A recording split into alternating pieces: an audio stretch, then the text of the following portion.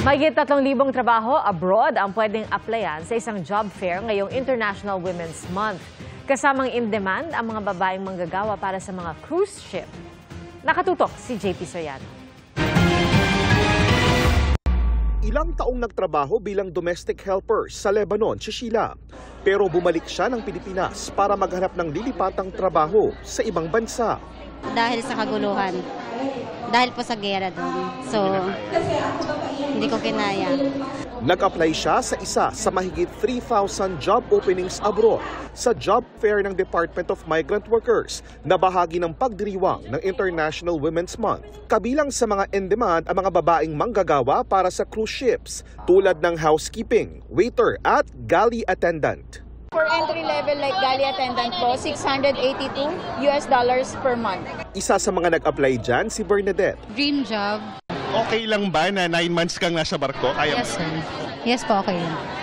Naghahanap din ng Saudi Arabia, Oman, UAE, Hungary at Taiwan na mga Pilipinong manggagawa para sa hotel industry. Pati mga nurse at caregiver para sa mga ospital at care facilities. Kailangan din ng factory workers at skilled workers sa Taiwan at ilang bansa sa Europe. Naghahanap din ng beautician at nail technician sa Saudi Arabia. They are not limited to household work alone.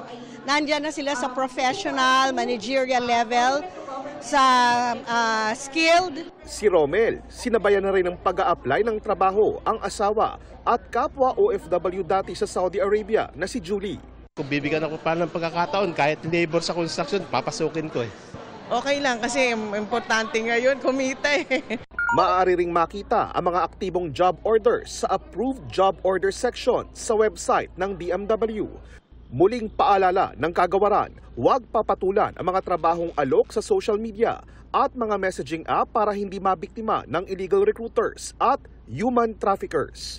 Para sa GMA Integrated News, JP Soriano, nakatutok 24 oras.